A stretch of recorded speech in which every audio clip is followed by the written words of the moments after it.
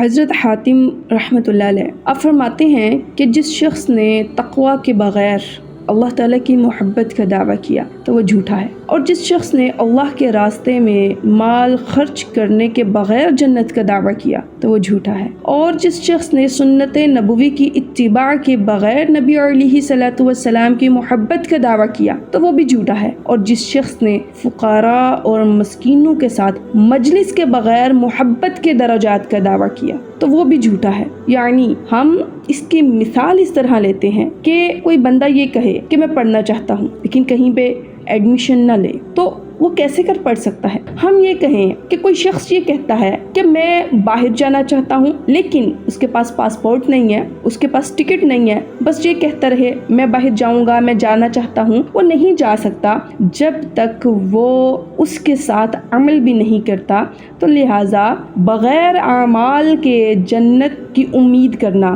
یہ بے وقوفی ہے،